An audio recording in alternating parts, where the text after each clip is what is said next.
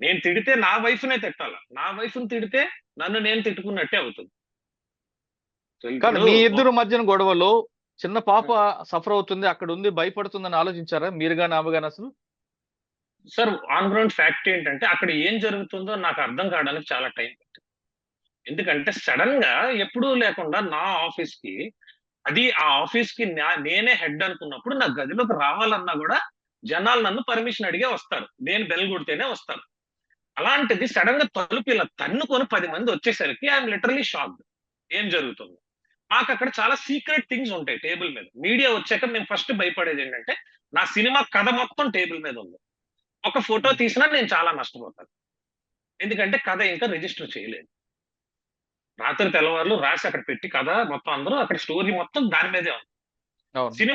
Cinema title design చేసిన logo ఆ పక్కనే ఉంది, టైటిల్ రిజిస్టర్ చేయలేదు ఇంకా. ఎన్నో వేలు ఖర్చు పెట్టి విఎఫ్ఎక్స్ చేయించి ఒక టైటిల్ లోగో డిజైన్ చేయించి అక్కడే పెట్టాం వాల్ కి. అవన్నీ ఎక్కడ లీక్ అయిపోతాయి ఆ టెన్షన్ కూడా. వాల్యుబుల్స్ ఉన్నాయండి, నా గోల్డ్ అది ఉంది. నేను అప్పుడే జస్ట్ వాష్రూమ్ లోకి వెళ్ళడానికి నా గోల్డ్ అది తీసి టేబుల్ మీద పెట్టి వాష్రూమ్ లోకి వెళ్ళా. ఉమ్. యాక్చువల్గా ఇష్యూ జరిగినప్పుడు నేను వాష్రూమ్ నుంచి వచ్చా, ఆవిడ అక్కడ పడుతున్నారు. ఓకే. సో ఇందులో ఫస్ట్ ఆఫ్ ఆల్ నాకు అరగంట గంట వరకు అక్కడ పాప ఉన్నదన్న ఇది ఫస్ట్ థింగ్ అండి.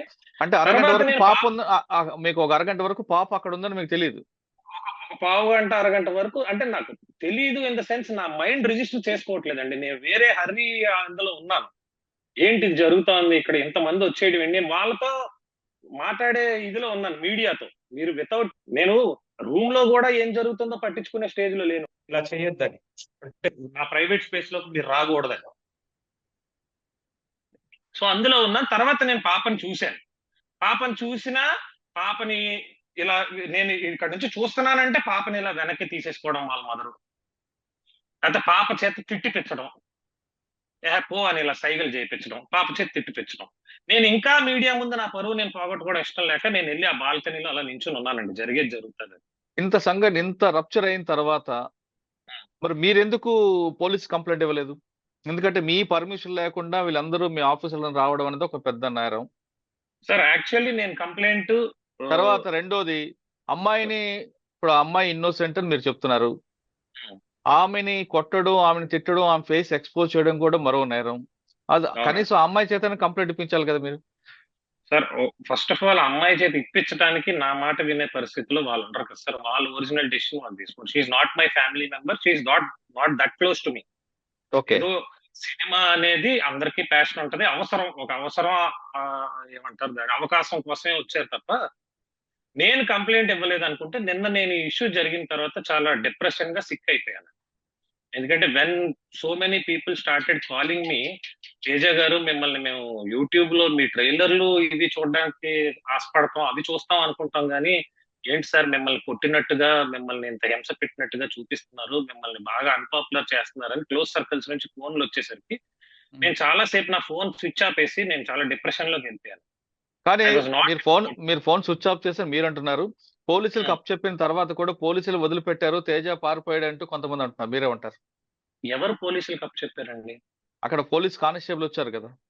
సార్ పోలీస్ కానిస్టేబుల్ వచ్చింది వాళ్ళ నుంచి మాకు థ్రెట్ లేకుండా మమ్మల్ని సెక్యూర్ చేయడానికి, మమ్మల్ని స్టేషన్ కి తీసుకెళ్ళడానికి కాదు. ఫస్ట్ థింగ్, స్టేషన్ కి ఎప్పుడు తీసుకెళ్తారండి? వీళ్ళు ముందు స్టేషన్ కి వెళ్ళి కంప్లైంట్ పెట్టుకుని రావాలి ఇక్కడికి. మీరు ఇప్పుడు పోనీ నేను పోలీసులకు ఫోన్ చేశాను, మీరు 100 చేశారు. మీరు 100లో ఏం చెప్పారు? నాకు థ్రెట్ ఉంది, సేవ్ చేయండి అని చెప్పారు. ఇప్పుడు వాళ్ళు నన్ను ఎందుకు అరెస్ట్ చేస్తారు? అక్కడ ఏం తప్పు జరిగిందని అరెస్ట్ చేస్తారు? నా ఆఫీస్ లో ఉన్నాను, సరే ఒక అమ్మాయి ఉంది, అరెస్ట్ చేయడానికి రీజన్ ఏంటి?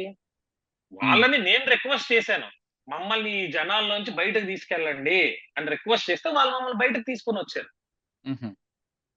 పోలీస్ స్టేషన్ కి తీసుకెళ్తానని వాళ్ళు చెప్పలేదు, స్టేషన్ కి వెళ్తున్నాను మేము చెప్పలేదే. ఇప్పుడు డ్యామేజ్ జరిగింది అంటే అమ్మాయికి నష్టం జరిగింది అంటే ఒక చిన్న ఈగో ఫీలింగ్ వల్ల ఇద్దరి మధ్యన ఇదంతా రప్చర్ అయినట్లు నాకు అనిపిస్తుంది. మీకు సినిమాలంటే పిచ్చి, ఆమెకి మీ సినిమాకి వెళ్ళకూడదని ఆమెకి. మీరు అంటున్నట్లుగా మా అత్తవారి దగ్గరకు రాబట్టే మా కుటుంబం అంతా చిన్నబనమైంది, లేదంటే నా భార్య చాలా మంచిదని మీరు అంటున్నారు. నాకు అర్థమవుతుంది ఏంటంటే సినిమా వ్యామోహం, సినిమా ఇష్యూలోనే ఇదంతా జరిగినట్టు అనిపిస్తుంది.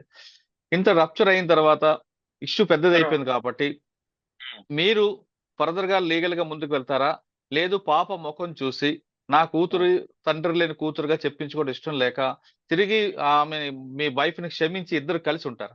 సార్ ఫస్ట్ ఒకటండి, ఈ లాస్ట్ 4.5 ఇయర్స్ లో నా మీద కంప్లైంట్లు పెట్టడం, మనుషుల్ని తీసుకొచ్చి నా ఇంటి మీద దాడి చేయడం, నా ఇంటి తాళాలు బ్రేక్ చేయడం, నన్ను చాలా సార్లు థ్రెటన్ చేయడం, బూతులు మాట్లాడుతా వాయిస్ రికార్డింగ్స్ పెట్టడం. వాళ్ళ మదరే డైరెక్ట్ గా నాకు ఎన్నో వందల వాయిస్ రికార్డింగ్స్ పెట్టారు తిడుతూ, నువ్వు రోడ్ యాక్సిడెంట్ లో చచ్చిపోతావు, కాళ్ళు ఇరిగిపోతాయి, ఇలా పెట్టడం. ఆ, ఆ, నేను మీరు తన మీరు అత్తగారి మాటలు మర్చిపోండి. మీ వైఫ్, నా మీ version డాటర్ చెప్తాను. వీళ్ళిద్దరు.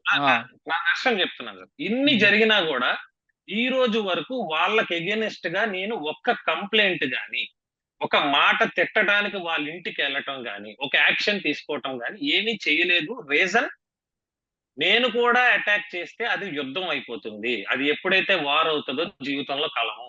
వాళ్ళే యుద్ధం చేసి చేసి అలిసిపోయి మళ్ళా వచ్చేస్తారు. నా కూతురికి నేను కావాలి. ఆడపిల్ల, మగపిల్లోడైతే ఓకే. ఆడపిల్లకి ఫాదర్ ఉండాలి. మ్యారేజ్ చేయాలి. కాళ్ళు కడగాలి. చాలా ఉంటాయి. నాకు కూడా కోరికలు, రెస్పాన్సిబిలిటీస్ ఉంటాయండి. తన పేరు కూడా వెంకట సాయి మోక్షిత. నా పేరే తనకు పెట్టాను. వెంకట సాయి మోక్షిత. నా పేరే పెట్టాను. ఓకే. జాగ్రత్తగా జాతకం చూసి సింహరాశి పుబ్బా నక్షత్రంలో సిజేరియన్ చేసి మరీ పుట్టించానండి. ఆ పుబ్బా నక్షత్రంలో పుట్టే వాళ్ళందరికీ లైఫ్ బాగుంటదని జ్యోతిష్యులు చెప్తే, ఆమె డెలివరీ డేట్ కన్నా ముందు పుట్టించానండి. సిజేరియన్ చేయమని అడిగాను డాక్టర్స్. ఓకే. ఆమెకి పుట్టినప్పుడు ఉండే స్టెమ్ సెల్ ని కూడా అప్పట్లో, ఇప్పుడంటే ఫేమస్ అయిపోయింది. 2016 లో nobody knows, only Aishwarya Rai చేయించింది. ఓన్లీ యాక్ట్రెస్ ఐశ్వర్య రాయ్ గారు వాళ్ళ పాపకు చేయిస్తే నేను 2 lakhs స్పెండ్ చేసి ఆ స్టెమ్ సెల్ ప్రొటెక్ట్ చేయించాను. ఓకే. లైఫ్ టైమ్ లో తనకి గాని తన మదర్ కి గాని ఎటువంటి హెల్త్ కాంప్లికేషన్, ఎందుకంటే వాళ్ళ ఫ్యామిలీ బ్యాక్గ్రౌండ్ లో ఆల్రెడీ క్యాన్సర్ ఉంది కాబట్టి వీళ్ళకి ఎటువంటి హెల్త్ కాంప్లికేషన్ రాకూడదని ఆ స్టెమ్ సెల్ ప్రిజర్వ్ చేయించాను. ఆ ట్రీట్మెంట్ కి ఉపయోగపడాలని. అంత ముందు చూపుతో, పాప మీద ప్రేమతో చేసినవే. కానీ ప్రతి దానికి మనిషికంటూ ఒక సహనం ఉంటుంది సార్. నిన్న జరిగింది ఇది నేను సహనం కోల్పోయే సంఘటన. ఎందుకంటే నా సైలెన్స్ ని చాతకానితనంగా తీసుకున్న చాలా మీడియా ఛానల్స్, నా సైలెన్స్ ని చాతకానితనంగా తీసుకున్న నా వైఫ్ అయితే ఎవరు, వాళ్ళ మదర్ అయితే ఎవరు, ఈ 4 ఏళ్ల నుంచి ఎన్నిసార్లు రాయిలు ఇచ్చి కొడుతున్నా దెబ్బలు తింటున్నాడు కానీ తిరిగి కొట్టట్లా అనే ఉద్దేశంలో నిన్న ఇంతటి అఘాయిత్యానికి పాల్పడ్డారండి. ఎందుకంటే నా మీద మా నాన్నగారు ఎప్పుడు చేయి చేసుకోలేదు పుట్టినప్పటి నుంచి.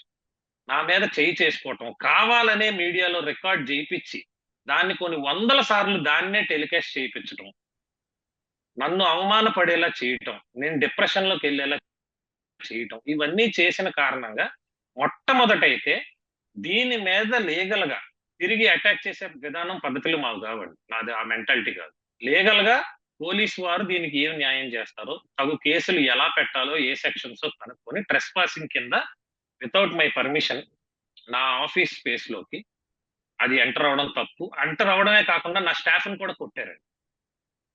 నన్ను బయటకి పిలవమని ఫోర్స్ చేసి నా స్టాఫ్ ని కొట్టారు. అది మీడియా కూడా చూశారండి. వాళ్ళ మదరే నా స్టాఫ్ ని కొట్టారు. అక్కడ ఉన్న మీడియా ఛానల్స్ అందరూ చూశారు. నా ఆఫీస్ లో ఉన్న సీసీ కెమెరాస్ లో కూడా రికార్డ్ అయ్యింది. నా ఆఫీస్ లో ప్రతి రూమ్ లో సీసీ కెమెరా ఉందండి. ఇంక్లూడింగ్ ఆ లోపల ఏదో జరిగిపోతుందన్న రూమ్ లో కూడా సీసీ కెమెరా ఉంది. నేను ఆ మొత్తం ఫుటేజ్ తీసుకెళ్లి పోలీస్ వారికి చూపిస్తాను. ఆ లోపల ఏ తప్పు జరగలేదని చూపిస్తాను, బయట తప్పు జరిగిందని కూడా చూపిస్తాను. క్లియర్ గా నేను ఆ రోజు ఏ టైంకి ఆఫీస్ లోకి వెళ్ళాను, ఏ టైంకి బయటకు వచ్చాను.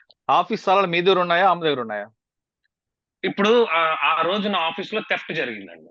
బేసిక్ గా ఒక రింగ్ మిస్ప్లేస్ అయ్యింది. అండ్ నా కార్ కీసు, నా నా సొంత ఇంటి కీసు, నా ఆఫీస్ కీసు అన్ని కలిపి ఉన్న ఒకే ఒక్క సెట్, ఆ సెట్ పట్టుకుని వెళ్ళిపోయారండి. డైరెక్ట్ గా నా వైఫే పట్టుకుని వెళ్ళిపోయింది.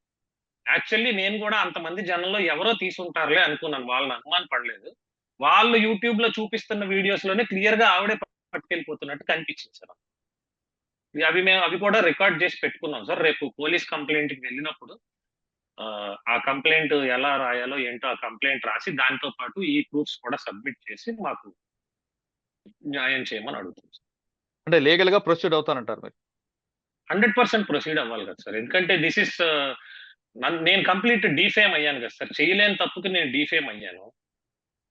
కానీ మీరు లీగల్ గా ప్రొసీడ్ అయితే ఇటు అమ్మా నాన్న మధ్యన ఈ విభేదాల మధ్యన మీ పాప సఫర్ అవుతుందని ఆలోచిస్తున్నారా సార్? పాప లాస్ట్ 4 ఇయర్స్ నుంచి సఫర్ అవుతానే ఉంది సార్. ఎందుకంటే ఎన్నిసార్లు నీ హస్బెండ్ పాపని తీసుకుని రా అని అడిగినా మీరు చూపించడానికి ఇష్టపడలేదు. కనీసం ఫోన్ మాట్లాడించడానికి కూడా మీరు ఇష్టపడలేదు. పాప పేరు అడ్డు పెట్టుకొని మీరు నన్ను ఎంత బ్లేమ్ గేమ్ ఆడారో, ఎంత ఏడిపించారో అదంతా మీకు కూడా తెలుసు. కానీ ఇప్పుడు ప్రెజెంట్ సిచ్యువేషన్ ఏంటంటే ఈ రోజు కూడా ఇప్పుడు పాపే కావాలంటున్నాను సార్. ఈ రోజుకి నేను చెప్తున్నాను. నేను ఇప్పుడే కాదు, కోర్టులో వాళ్ళు నాతో ఎంత ఫైట్ చేసినా లాస్ట్ గా నేను కోర్టులో ఫైట్ చేసేది నాకు నా కూతురు కావాలనే. మీరు నన్ను వదిలేసుకుంటే వదిలేసుకోండి, అది మీ పర్సనల్ చాయిస్. నాకు నా కూతురు కస్టడీ కావాలనే నేను అడుగుతానండి. ఇవన్నీ ఎందుకండి? సినిమాలు కాసేపు ఆపితే బెస్ట్ ఏమో కదా! ఆవిడకి నచ్చ చెప్పుకొని సినిమాలు యాక్ట్ చేయొచ్చు కదా మీరు. సార్ ఆవిడకి నచ్చ చెప్పడానికి ఎన్నో సంవత్సరాలు ప్రయత్నించాను. అండ్ ఇంకొకటి కూడా from the bottom of the heart ఆవిడ ప్రాబ్లం సినిమా అనే కాదండి. వాళ్ళ ఆవిడకి అనుమానం ఉందా? ప్రాబ్లం వాళ్ళ అన్ని ఉన్నాయి, ఒకటి కాదు. వాళ్ళ ప్రాబ్లం ఏంటంటే లొంగాలి. మన చెప్పు మాట వినాలి. ఒక సినిమాల్లోకి వెళ్తే పేరు వచ్చేస్తే మన మాట వినడు. లేదంటే ఇంకొక బిజినెస్ ఏదైనా చేసి పెద్ద ఇదైపోతే మన మాట వినడు. ఉద్యోగం చేసుకుంటే మా నాన్నగారు లాగా పొద్దున్నెళ్ళి రాత్రి వస్తాడు, ఇంట్లోనే ఉంటాడు. జీతం అంతా తెచ్చి ఇచ్చేయాలి. రూల్స్ ఉంటాయి వాళ్ళ ఇంట్లో చాలా. కార్డు తన దగ్గరే ఉండాలి. శాలరీ పడగానే తనకి లెక్కలు చెప్పాలి. ఇవన్నీ ఉంటాయండి. This is not the life which our parents taught us. మా ఇంట్లో మా ఫాదర్ ఒక రియల్ ఎస్టేట్ బిజినెస్ మ్యాన్ అండి. మా ఫాదర్ మాకేం కావాలంటే అది ఇస్తారు. మాకు ఫ్రీడమ్ ఇచ్చారు మా ఫాదర్. మా ఫాదర్ ఏం చెప్పారు, నేను సినిమాలు చేయాలని ఎక్స్ప్రెస్ చేసినప్పుడు ఫస్ట్ నువ్వు బుద్ధిగా గవర్నమెంట్ జాబ్స్ రాయడం ట్రై చేయి. గవర్నమెంట్ జాబ్ వచ్చాక కూడా సినిమా చేయడానికి గవర్నమెంట్ అవకాశం ఇస్తుంది. చాలా ఫీల్డ్స్ లో అదేలెండి. ఉన్నాయి. ప్రతి కానీ తండ్రి, తల్లి అవునండి. మా ప్రతి తల్లితండ్రి చెప్పే మాటే అవి. మా గ్రాండ్ ఫాదర్ కూడా డ్రెడ్జింగ్ కార్పొరేషన్ లో మేనేజర్ గా చేశారు. ఓకే. ఆయన చాలా విపరీతమైన, ఆయన పెద్ద కవి. ఆయనకి ఆంధ్ర రత్న అని బిరుదు కూడా ఉంది. ఆయన ఆ కవిత్వాలు రాయడానికి వెళ్ళేవారు. ఆయన బాల్ బ్యాడ్మింటన్ ప్లేయర్, క్రికెట్ అన్ని చేసేవారురా ఉద్యోగం చేస్తూనే. నువ్వు కూడా అలానే చేసుకోవచ్చు. చాలా మంది ఎగ్జాంపుల్ ఉన్నారు. ఎన్టీఆర్ గారు గవర్నమెంట్ ఎంప్లాయే, బ్రహ్మానందం గారు గవర్నమెంట్ ఎంప్లాయే. ఇలా రెఫరెన్స్లు చెప్పి నన్ను ఒప్పించి నా చేత ఉద్యోగం రాయించారు. నేను కూడా జాబ్ వచ్చాక ఫ్యామిలీ సెక్యూరిటీ కోసం ఆ జాబ్, ఫ్యామిలీ జాబ్ రెండే చూసుకున్నాను. రైట్. అవకాశం వచ్చిన వెళ్ళాను తప్ప హ్మ్. అవకాశం కోసం జీవితాన్ని వదిలేయలేదండి. ఓకే. అవకాశం ఎత్తుకుంటూ వస్తే వెళ్ళాం. ఇప్పుడు ఒక సినిమాలో మన పక్కన ఒక మనిషి ఉన్నారంటే ఆ అమ్మాయికి మనకి అక్రమ సంబంధం. ఒక అమ్మాయి మన ఫోటోకి ఎక్కడో సోషల్ మీడియాలో ఒక లైక్ కొట్టిందంటే ఆ అమ్మాయి నీతో అక్రమ సంబంధం. ఇంకా అక్రమ సంబంధం అనేది నేను చాలా మంచి పదం వాడుతున్నానండి. వాళ్ళ నోటితో వచ్చే మాటలు అంటే దాంతో పడుకున్నావు, దీంతో పడుకున్నావు, నీకు వర్జిన్లు కావాలి, నీకు అమ్మాయిల్ని ట్రాప్ చేస్తాం. కొన్ని వందల మంది అమ్మాయిలకి మెసేజ్‌లు పెట్టిందండి ఈవిడ. నా సోషల్ మీడియాలో నన్ను ఫాలో అవుతున్న ప్రతి అమ్మాయికి మెసేజ్‌లు పెట్టి, "నువ్వెందుకు నా మొగుడు ఫోటోకి లైక్ కొడుతున్నావు? నీకు నా మొగుడికి ఏంటి సంబంధం? నువ్వు వాడితో పడుకున్నావా?" ఇంత పచ్చిగా కొన్ని వందల మందికి మెసేజ్‌లు పెట్టి, నన్ను డిగ్రేడ్ చేయడం గత 4 ఏళ్లుగా జరుగుతా ఉందిది. ఓకే. సార్ ఫైనల్‌గా చెప్పండి. ఇష్యూని ఇక్కడితో క్లోజ్ చేస్తారా? లేదు లీగల్‌గా ప్రొసీడ్ అవుతారా? జరిగింది జరిగింది. ఒక పీడకలని మొదలుపెడతారా? ఎందుకంటే మీరంటున్న మాటల్లో నాకు అర్థమవుతుంది ఏంటంటే, మీకు మీ వైఫ్ కావాలి, మీ పాప కావాలి ఎప్పటికైనా. వాళ్ళిద్దరి మీద ప్రేమ మీకు ఇప్పటికీ ఉన్న విషయం నాకు అర్థమవుతుంది. సార్ ఇప్పుడు ఆహ్, ప్రేమ లేకుండా ఎవరికీ ఉండదండి. ప్రేమ లేకుండా పోదు. ఎవరికీ పోదు. ఎందుకంటే ఫ్రాంక్‌గా చెప్పాలంటే they are my family. Okay. నాకు తెలుసు దే ఆర్ బీయింగ్ మిస్‌గైడెడ్ అనేది నాకు తెలుసు. అవును. మీరది నమ్మినప్పుడు ఈ విషయాన్ని వదిలిపెడితే బెటర్ ఏమో గదా! అని. కాకపోతే వదిలిపెట్టటానికంటే సార్, ఇప్పుడు నేను ఇలాంటి విషయాలు ఇప్పటికి ఒక 10 సార్లు వదిలేసాను. ఈ రోజు ప్రపంచానికి తెలిసింది. కానీ ఇలాంటివి ఇంతకన్నా దారుణమైనవి పోలీస్ స్టేషన్‌లకి మాట్లాడితే షూటింగ్‌కెళ్ళానంటే ఏదో ఒక స్టేషన్‌లో ఏదో ఒక కంప్లెయింట్ పెట్టేవారు. ఓన్లీ దిశలోనే కాదండి. నా మీద ఇంకొక స్టేషన్‌లోకెళ్ళి నా పేరు మీద ఉన్న కారు తను వాడుతున్నాడు అని కేస్ పెట్టారండి అక్కడుంటే. హైదరాబాద్ షూటింగ్‌లో ఉంటే అర్జెంట్‌గా స్టేషన్‌కి రావాలని పిలిపించడం అలవాటు. ఒకసారైతే నా చీరలు పోయాయని కంప్లెయింట్ పెట్టింది నా మీదే ఎళ్లి. ఏదో ఒక రకంగా స్టేషన్‌కి పిలిపించడం. షూటింగ్‌లో ఉండకూడదు. కంఫర్టబుల్‌గా ఉండకూడదు. పిలిపించాలి. మనల్ని ప్రొడ్యూసర్‌లు ఎలా పంపిస్తారండి? మనం నమ్ముకొని మన డేట్‌లు తీసుకుంటారో వాళ్ళు అవును. పంపరు. పంపరు. పోలీసులు నాకు ఫోన్ చేసి వస్తావా? రావా? అని కాల్స్ వస్తుంటాయి.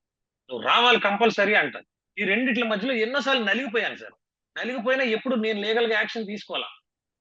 ఏ లీగల్ గా యాక్షన్ తీసుకోలేదండి. వాళ్ళ ఫాదర్ మీద ఏదో పెద్ద ఇదొచ్చేసి టీవీల్లో వాళ్ళ ఫాదర్ డబ్బులకి ఉద్యోగాలు అమ్ముకుంటాడు అక్రమంగా నేవీ ఉద్యోగాలని చెప్పి అన్ని ఛానల్స్ లో వచ్చేసింది. వాళ్ళ ఇంటికి పెద్ద గొడవకు వచ్చేసారు. మేము విడిపోయి ఉన్నప్పుడే.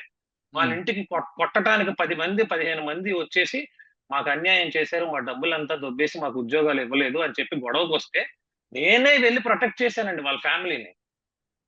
లేడీస్ ఉన్నప్పుడు వచ్చి అటాక్ చేస్తే విడిపోయి ఉమ్, ఉన్నా నేనే ప్రొటెక్ట్ చేశాను. ఇంకొక ఇన్సిడెంట్ ఉమ్. ఎల్జీ పాలిమర్స్ లో గ్యాస్ లీక్ ఇన్సిడెంట్ అయిందండి. మేము విడిపోయి అయితే ఉన్న టైమ్స్ లో. అవును, గోపాలపట్నం. ఆ రోజు కూడా విడిపోయి ఉన్నప్పటికీ ఒక్క మాట లేకపోయేటప్పటికి పరిగెట్టి పరిగెట్టి కార్ వేసుకుని వాళ్ళ ఇంటికి వెళ్ళి వాళ్ళందరినీ నా కార్లోకి ఎక్కించుకుని భీమిలి తీసుకెళ్లి హోటల్లో రూమ్ వేసి అక్కడ ఉంచాను సార్ 2 days. భీమిలి తీసుకెళ్లి విత్ మై ఓన్ మనీ. వాళ్ళు నాతో ఎవరు మాట్లాడట్లా. మాట్లాడకపోయినా పర్లేదు, ఈ సిచ్యువేషన్ లో ముందు వచ్చి కార్ ఎక్కండి, అర్జెంట్ గా ఇక్కడ నుంచి వెళ్ళాలి, డేంజర్ అంట అది పీలిస్తే అని చెప్పేసి తీసుకెళ్లిపోయి భీమిలిలో 2 days ఉంచి అదంతా క్లియర్ అయ్యాక తీసుకెళ్లి వాళ్ళ ఇంట్లో దింపానండి. మరి నేను 4 ఏళ్ల నుంచి వాళ్ళ బాగోగులు పట్టించుకోలేనోడిని అయితే ఈ ఇన్సిడెంట్స్ అన్ని దేనికి నిదర్శనమో అది జనాలో మీడియాలో ఆలోచించాలి. ఇలా చెప్పుకుంటూ పోతే ఇంకా చాలా ఉన్నాయండి.